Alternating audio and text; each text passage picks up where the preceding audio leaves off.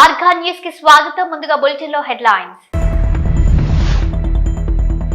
హుస్నాబాద్ లో హమాలీ సంఘం భవన నిర్మాణానికి శంకుస్థాపన చేసిన మంత్రి పొన్నం ప్రభాకర్ గౌడ్. శాస్త్రోక్తంగా శ్రీకాళహస్తేశ్వరి అభిషేకం, స్వామివారి సేవలో తరించిన భక్తులు. ప్రయాణికులతో రద్దీగా మారిన సికింద్రాబాద్ రైల్వే స్టేషన్, సాధారణ ప్రయాణికులకు తప్పని కష్టాలు. చంద్రబాబుకు హిందువులంటే గౌరవం లేదు. తిరుమల ఘటనపై బాధ్యులను ముఖ్యమంత్రి కాపాడుతున్నారన్న మాజీ మంత్రి ఆర్కే రోజా.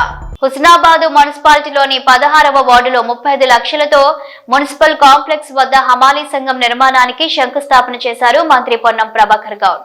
ఈ సందర్భంగా మంత్రి మాట్లాడుతూ 35 లక్షలతో హమాలీ భవన్ శంకుస్థాపన చేసుకున్నాం. అలాగే దీనిని ఇంకా అభివృద్ధి చేసే పూర్తి బాధ్యత నేను తీసుకుంటానని హామీ ఇచ్చారు పొన్నం ప్రభాకర్. హమాలీలు ఆరోగ్యంపై శ్రద్ధ తీసుకోవాలని, మున్సిపల్ కమిషనర్ అందరికీ హెల్త్ చెకప్ చేపించాలని, ఏ మందులు అవసరమున్నా ఫ్రీగా ఇప్పిస్తా అన్నారు. మీ పిల్లలను మంచిగా చదివించండి, అప్పుడే భవిష్యత్తు బాగుంటుందని తెలిపారు. సంక్రాంతి శుభాకాంక్షలు. సకినాలు చేసి ఉంటారు అందరు. ఇప్పటికే ఈరోజు ఇప్పుడు 35 లక్షలకు మనం ఫౌండేషన్ వేసుకున్నాం. నేను ఇప్పుడే చెప్తా ఉన్నా, మళ్ళీ మేము కంటే హామీ ఇస్తా ఉన్నా. ఇది స్లాబ్ పోసుకొని దానికి దీనికి మళ్ళా పైన మొత్తం దానికి దీనికి కలిపి స్లాబ్ పోసుకునే విధంగా నేను డబ్బులు ఇస్తా. స్లాబ్ కింద ఫ్లోరింగ్, ఇది ఓపెన్ హాల్ ఉంచుకోండి. పైకి మెట్లు ఇట్లనే ఉంటాయి, ఇంకా తీసుకుంటారా మీరు నిర్ణయం చేసుకొని వాళ్ళని అడిగి వాస్తు ప్రకారంగా మళ్ళీ అది ఇది కలిపి పైన కూడా మళ్ళీ మీకు శాంక్షన్ చేసే విధానం అది. అందరూ నేను అయ్యో అన్న హైదరాబాద్ ఇన్ఛార్జ్ మంత్రి ఇవన్నీ రేపు పొద్దున ఏంటంటే మళ్ళీ తప్పైతే ఎవరో ఒకరు విమర్శ చేయడానికి వస్తుంది. హైదరాబాద్ ఇన్ఛార్జ్ మంత్రి ఉన్నా, 2 శాఖలకు మంత్రి ఉన్నా, ఇంకెన్ని రాజకీయంగా కాంగ్రెస్ పార్టీ క్రియాశీల కార్యకర్త గాంధీ భవన్ పని ఉన్నా హుస్నాబాద్కు అత్యంత ప్రాధాన్యత. నేను చెప్పిన అప్పుడు రండి, నిన్న లేకున్నా నా దగ్గర క్యాంప్ హౌస్కి వచ్చి ఛాయ్ అయిపోమన్నా. మీరు ఎవరైనా వస్తే ఛాయ్ అయిపో చెప్పుని ఆ సంగతి చూస్తాం. కానీ నేను కూడా మీరు కనబడితే బాగున్నారా అని ఆగుతున్నా, మాట్లాడతా. ఎన్ని పనులున్నా మీకు ఎప్పుడు కూడా ఎక్కువ కూడా నన్ను కలవాలనుకొని కలవరంలో వాళ్ళని ఉంటే మొత్తం నియోజకవర్గంలో ఇక వాళ్ళు రాక వాళ్ళు వచ్చిన టైం నేను ఉండకపోతే నా దగ్గర ఇంటర్వ్యూలు లేవు, ఎవరో టైం తీసుకొని ఆపే టైం లేదు.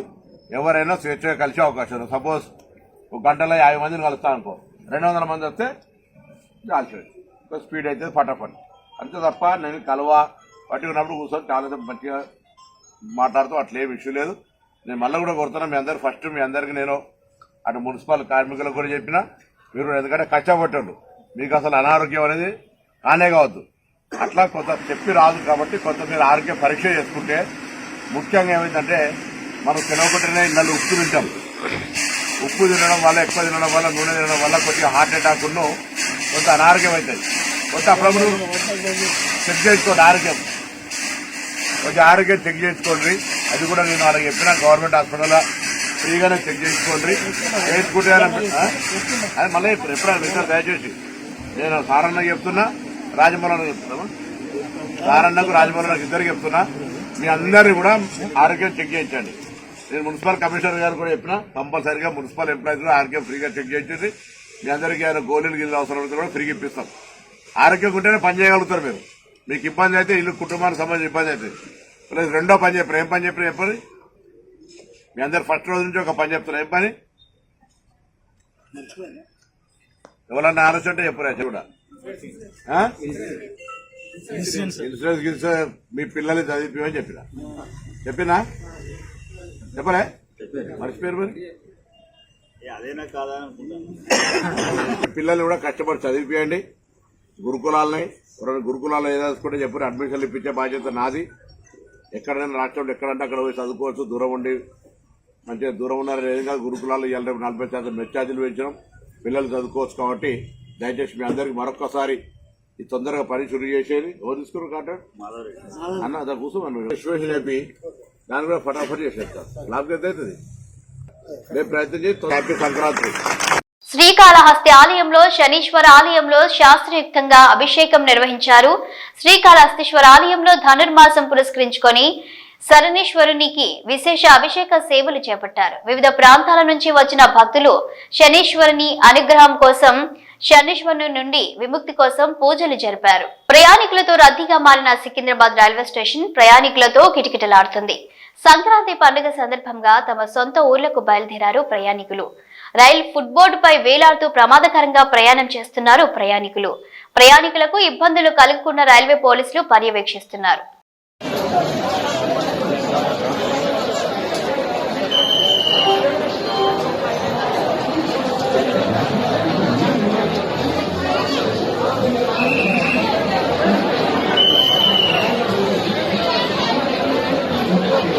చంద్రబాబు ఏ ముహూర్తాన ముఖ్యమంత్రి అయ్యాడో ఆ క్షణం నుండి ఇలాంటి దురదృష్టకర సంఘటనలు చోటు చేసుకుంటున్నాయని, తిరుమలలో ఎప్పుడు ఇలాంటి దుర్ఘటన జరగలేదని, చంద్రబాబు అధికారం చేపట్టిన దగ్గర నుండి ఇలాంటి ఘటనలు చోటు చేసుకుంటున్నాయని విమర్శించారు మాజీ మంత్రి ఆర్కే రోజా. తన మనుషులని టీటీడీలో పెట్టుకుని ఈ రోజు 6 మృతికి కారణమయ్యాడని ఆరోపించారు రోజా. వారిని కాపాడాలని ప్రయత్నం చేస్తున్నప్పుడు తప్ప ఇంతవరకు ఒక్కరిపై కూడా కేసు పెట్టలేదని విమర్శించారు. హిందూ మనోభావాలను చంద్రబాబు గౌరవించడం లేదంటూ తీవ్రంగా విమర్శించారు రోజా. గమనించి అందరూ అసహించుకుంటున్నారని కూడా ఈ సందర్భంగా తెలియజేసుకుంటున్నా. ఎందుకంటే తిరుమలలో ఎప్పుడూ కూడా ఇలాంటి ఘోరమైన దుర్ఘటన జరగలేదు. చంద్రబాబు నాయుడు ఏ ముహూర్తాన ముఖ్యమంత్రి అయ్యాడో ఈ టీటీడీ అలాగే వెంకటేశ్వర స్వామి పరువు ప్రతిష్ట దిగజారిపోయేలాగా ప్రతి ఒక్క కార్యక్రమం చేయటం మనం కళ్ళారా చూస్తున్నాం. నిజంగా ఈరోజు ఎంత బాధాకరం అంటే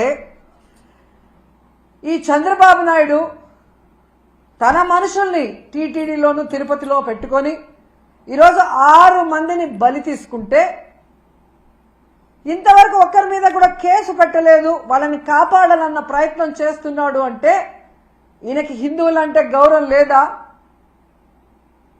ఈయనకి భక్తులంటే గౌరవం లేదా? వాళ్ళ ప్రాణాలకి విలువ లేదా? ఎంత సిగ్గుచేటో ఒకసారి మీరు ఆలోచించండి. ఈరోజు చంద్రబాబు నాయుడు తనకి రోజు భజన చేసే నాయుడు గారినేమో టీటీడీ చైర్మన్ చేసుకున్నాడు. తన గత ఓఎస్డి వెంకయ్య చౌదరినేమో అడిషనల్ ఈఓగా పెట్టాడు. మళ్ళీ జేఈఓగా కూడా పోస్ట్ ఇచ్చాడు. జేఈఓ అనేది ఒక సీనియరు అనుభవం ఉన్న వ్యక్తికి ఇవ్వాల్సిన పోస్టుని ఏ అనుభవం లేనివాడు, భక్తి లేనివాడు, భక్తుల మీద ప్రేమ అభిమానం లేని వాడికి ఇచ్చాడు అంటే దానికి కారణం వెంకయ్య చౌదరి అవటమేనా అని నేను అడుగుతున్నా. ఇక ఎస్పీగా సుబ్బారాయుడు గారు తన దగ్గర సెక్యూరిటీ ఆఫీసర్గా పనిచేసిన వాడిని తిరుపతి తీసుకొచ్చి ఎస్పీగా పెట్టాడు.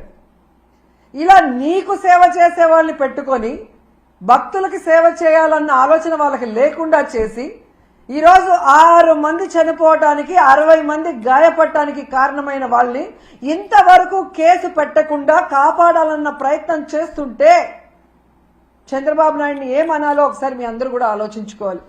ఎందుకంటే దీంట్లో వీళ్ళందరితో పాటు మొదటి ముద్దాయిగా చంద్రబాబు నాయుడు గారిని పెట్టాలి.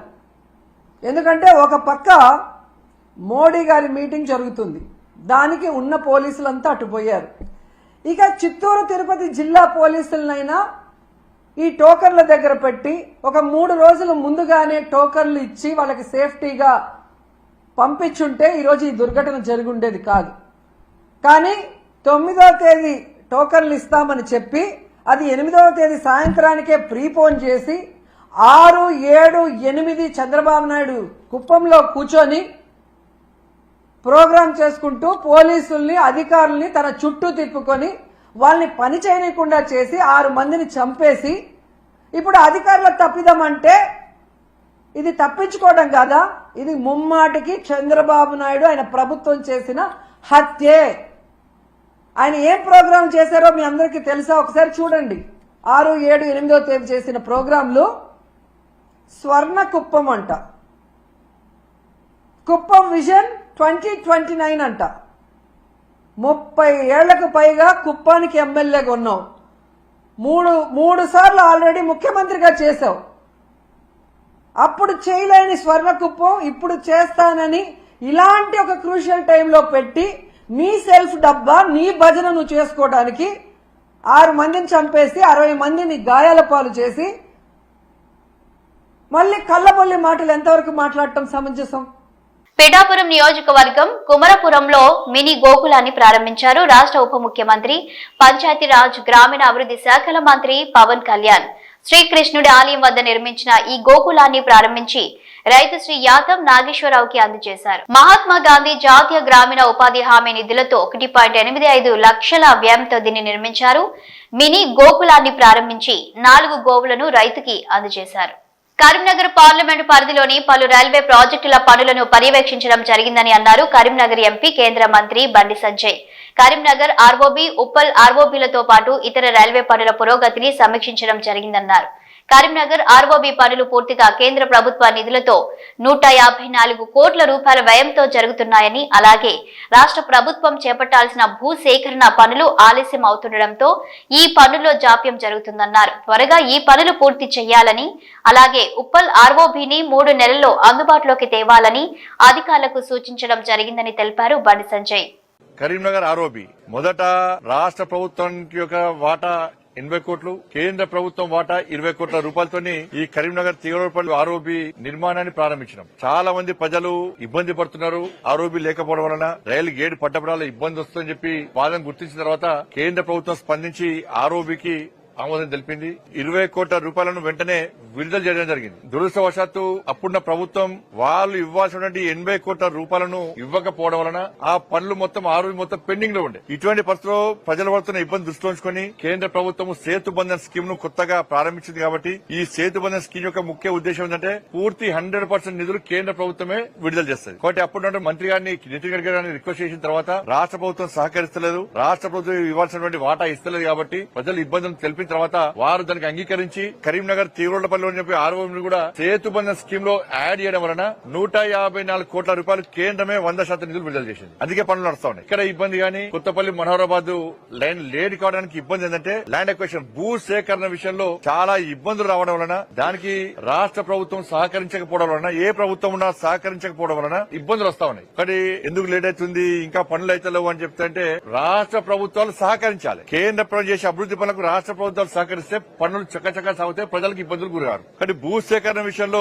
ఏ ప్రాజెక్ట్ వచ్చినా కూడా రాష్ట్ర ప్రభుత్వాలు భూ సేకరణ విషయంలో సహకరిస్తున్నారు. భూ సేకరణ చేసేది రాష్ట్ర ప్రభుత్వాలే. ఇక్కడ ఆర్ఓబి కూడా భూ సేకరణ సంబంధించి ఇబ్బందులు రావడం వలన ఇలా ఆర్ఓబి పనులు కొంచెం లేట్ గా నడుస్తున్న విషయం వాస్తవం. ఇంకా 6 months లోపల ఈ 154 కోట్ల రూపాయలతో ప్రారంభించినటువంటి ఆర్ఓబిని 1 side ల్యాండ్ క్లియర్ చేసే ప్రయత్నం చేస్తున్నాం. 6 నెలల లోపల ప్రజలకు ఎలాంటి ఇబ్బంది కాకుండా, ట్రాఫిక్ ఇబ్బంది కాకుండా 1 side ల్యాండ్ అనేది పూర్తి చేస్తాం. ఆర్ఓబి ప్రజలు సులువుగా పోయడానికి వీలుగా మళ్ళీ దాని తర్వాత ఇంకో 6 months లోపల మిగతా సెకండ్ లైన్ కూడా పూర్తి చేసే ప్రయత్నం చేస్తాం. బట్ అక్కడ ఆ తార్ రోడ్ సంబంధించి ఇప్పుడు ప్రజలు ఇబ్బంది పడుతున్నారు. కాబట్టి అప్పుడు రాష్ట్ర ప్రభుత్వంతో మాట్లాడి 36 లక్షల రూపాయలను మనం శాంక్షన్ చేయడం జరిగింది. ఆ 36 లక్షల రూపాయలతో వెంటనే రోడ్డు నిర్మాణం కూడా పూర్తి అయిపోయింది. కానీ ప్రజలకు ఎలాంటి ఇబ్బంది కాకుండా ఉప్పల్ సంబంధించి ఆర్ఓబి విషయంలో ఆలస్యమైన విషయం వాస్తవం. నేను గతంలో కూడా ఉప్పల్ దానికి సంబంధించి 54 కోట్ల రూపాయలతో ఆర్ఓబి ప్రారంభించడం 2016లో ప్రారంభించడం 2019 క్లియర్ కావాలి పని. కానీ ఇప్పుడు కూడా పనులు ఇంకా నడుస్తూ ఉన్నాయి. మధ్యలో పనులు ఆపేశారు. నేను ఎన్నికలకు ముందు రివ్యూ చేసిన తర్వాత అప్పుడు తిరిగి పనులు ప్రారంభమైనాయి. కాబట్టి ప్రజల ఇబ్బంది దృష్టిలో ఉంచుకొని దాని మీద సీరియస్ గా రివ్యూ చేయడం జరిగింది. వాళ్ళ ఉప్పల్ ఆర్ఓబికి సంబంధించి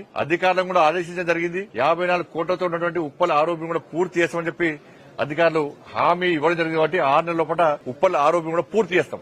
సంక్రాంతి రద్దీని సొమ్ము చేసుకుంటున్న ప్రైవేటు ట్రావెల్స్ పై విశాఖ ఆర్టీఏ అధికారులు కొరడా జల్పించారు. తనిఖీల్లో అధిక ఛార్జీలు, ఓవర్లోడింగ్ చేసిన 5 ట్రావెల్ కంపెనీలపై జరిమానా వేసి కేసులు నమోదు చేశారు.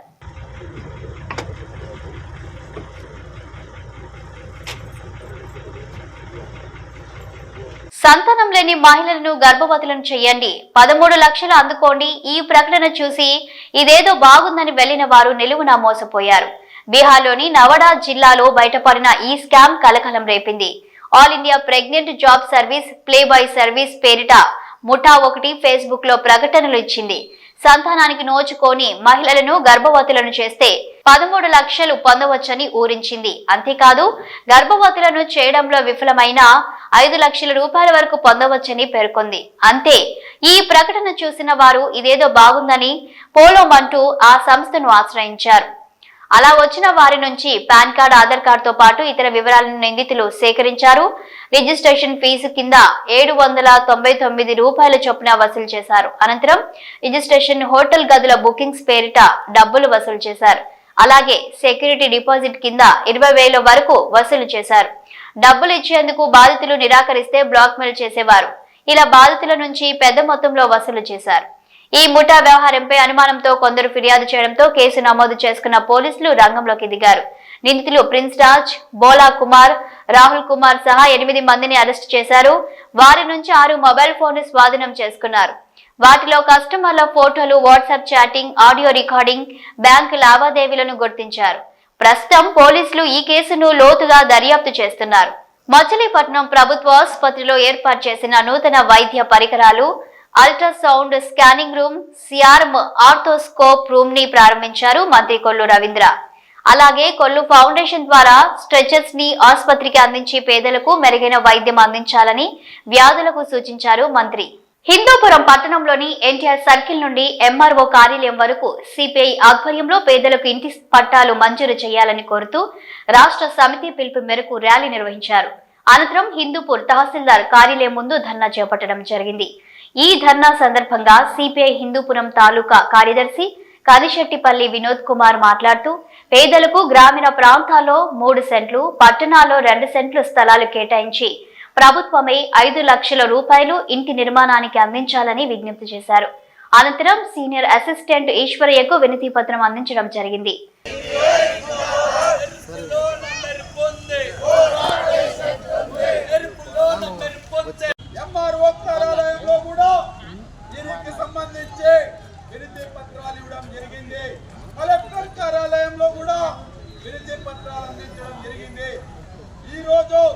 రాష్ట్ర వ్యాప్తంగా భారత కమ్యూనిస్ట్ పార్టీ సిపిఐ రాష్ట్ర సమితి పిలుపులో భాగంగా హిందూపురం తహసీల్దార్ కార్యాలయం ముందు పేదలందరితో కలిసి పేదలందరికీ రాష్ట్ర ప్రభుత్వం 2 సెంట్లు చెప్పున పట్టణాల్లో, గ్రామీణ ప్రాంతాల్లో 3 సెంట్లు చెప్పున ఇళ్ల స్థలాలు ఇవ్వాలని చెప్పి, అలాగే ఇళ్ల నిర్మాణానికి రాష్ట్ర ప్రభుత్వం 5 లక్షల రూపాయలు పేదలకి మంజూరు చేసి పేదవానికి ఇల్లు అనేది నిర్మించడానికి ఈ సౌకర్యాలు కల్పించాలని చెప్పి భారత కమ్యూనిస్ట్ పార్టీ సిపిఐ పేదల పక్షాన వెంటనే అధికారులు స్పందించి పేదలకు న్యాయం చేయాల్సినటువంటి అవసరం ఎంతైనా ఉన్నదని చెప్పి ఇటీవల ఎక్సైజ్ అధికారులపై BC political JAC chairman Rachala Yugandhar Goud చేసిన అవినీతి ఆరోపణలపై ఎక్సైజ్ శాఖ విచారణ కమిటీ వేసింది. Joint director Sasidhar Reddy, assistant secretary Nagalakshmi నేతృత్వంలో జరిగిన విచారణకు రాచాల యుగంధర్ గౌడ్ హాజరయ్యారు. హైదరాబాద్ నాపల్లిలోని ఆబ్కారీ శాఖ కార్యాలయంలో కమిటీ ముందు విచారణకు హాజరైన అనంతరం రాచాల మాట్లాడుతూ ఎక్సైజ్ కార్యాలయంలో office superintendent Syed Omar Ali, Wanaparthy excise superintendent గా పనిచేసిన ప్రభు వినయ్లపై తాను చేసిన ఫిర్యాదులపై విచారణ జరిగినట్లు తెలిపారు. తాము చేసిన ఫిర్యాదులపై ఆధారాలతో సహా కమిటీకి అందజేసినట్లు వివరించారు. 20 ఏళ్లకు పైగా ఒకే చోట విధులు నిర్వహిస్తూ office superintendent Syed Omar Ali seniority లిస్టులో తనకు అనుకూలంగా ఉన్నవారి పేర్లను సిఫార్సు చేస్తూ అక్రమాలకు పాల్పడుతున్నారని రాచాల ఆరోపించారు. అలాగే ఇటీవలే సస్పెండ్ అయిన Wanaparthy excise superintendent Prabhu Vinay date of birth ను 1964కు బదులు 1969 మార్చుకొని ప్రభుత్వాన్ని తప్పుదోవ పట్టిస్తున్నారని తెలిపారు. అవినీతి అధికారులపై చట్టపరమైన చర్యలు తీసుకుని ఎక్సైజ్ శాఖను ప్రక్షాళన చేయాలని రాచాల ప్రభుత్వాన్ని విజ్ఞప్తి చేశారు.